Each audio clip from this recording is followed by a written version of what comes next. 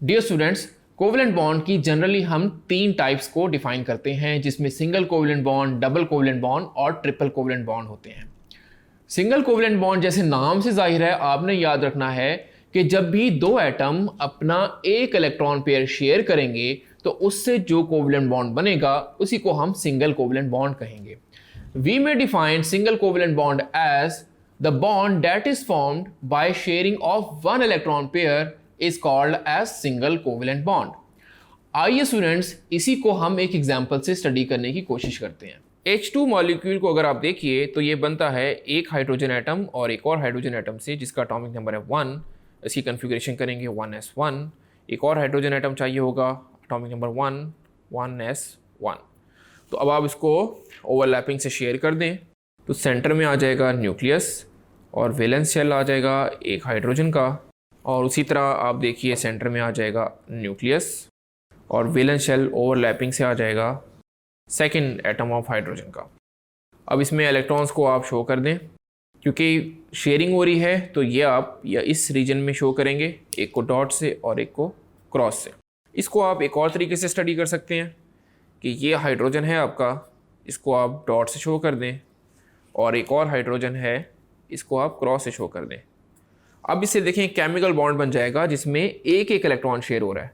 ये देखिए, इसको हम एक डैश लाइन से शो करें, ये केमिकल बॉन्ड है जो कि एक एक इलेक्ट्रॉन से शो हो रहा है, क्योंकि ये शेयरिंग हो रही है और एक इलेक्ट्रॉन पेयर शेयर हो रहा है, तो हम ये इसको कहेंगे single covalent bond. So we may define single covalent bond as bond that is formed by sharing one electron pair is called single covalent bond. अब बात करते हैं डबल कोवेलेंट बॉन्ड की। याद रखें, जब भी एटम्स अपने दो इलेक्ट्रॉन्स पेयर को शेयर करेंगे तो यहां से आपके पास डबल कोवेलेंट बॉन्ड्स बनेंगे। So we may define double covalent bond as bond that is formed by sharing of two electron pairs are double covalent bonds. आइए स्टूडेंट इनकी एग्जांपल को देखते हैं। बात करते हैं O2 ऑक्सीजन मॉलिक्यूल की। ऑक्सीजन का एटॉमिक नंबर होता है 8। इसकी कन्फिग्रेशन करेंगे 1s2 2s2 2p4।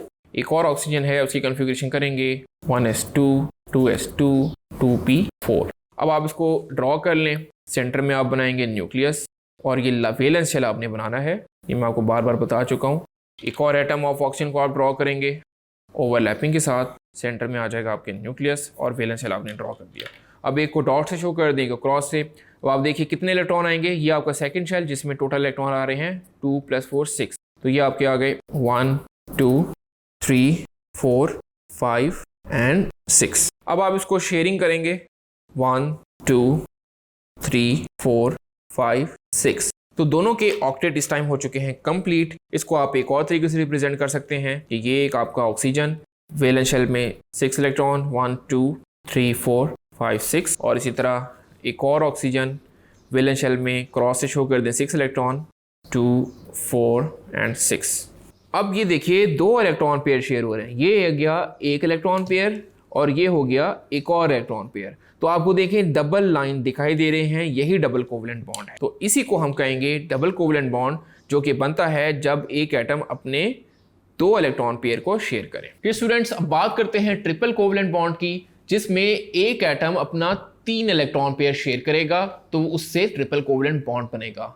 So we may define triple covalent bond as the bond that is formed by mutual sharing of 3 electron pair are triple covalent bond. आइए student इसको भी एक example से देखते हैं, और एग्जांपल है नाइट्रोजन की। नाइट्रोजन को हम N2 कहेंगे और एक नाइट्रोजन के आखिरी शेल में होते हैं 5 इलेक्ट्रॉन। तो मैं अब डायरेक्ट ड्रॉ करने लगा हूं ओवरलैपिंग के साथ। ये एक नाइट्रोजन का एटम, सेंटर में उसके आ गया न्यूक्लियस, और इसमें आप ड्रॉ कर देंगे 1 2 और 5 इलेक्ट्रॉन में ड्रॉ करने, वो ओवरलैपिंग के बाद बताता हूँ आपको।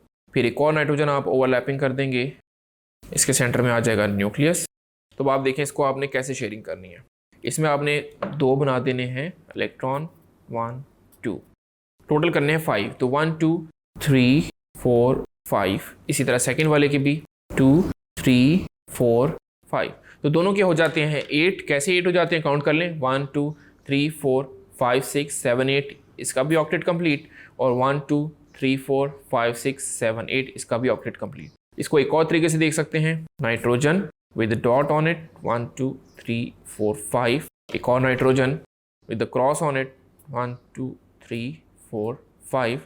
तो अब आप देखिए 3 इलेक्ट्रॉन पेयर आपके ज्वाइन होने लगे हैं, जिससे ट्रिपल कोवलेंट बॉन्ड बनेगा। 1 इलेक्ट्रॉन पेयर ज्वाइन हुआ, एक सिंगल कोवलेंट बॉन्ड, फिर डबल कोवलेंट बॉन्ड और ये ट्रिपल कोवलेंट बॉन्ड।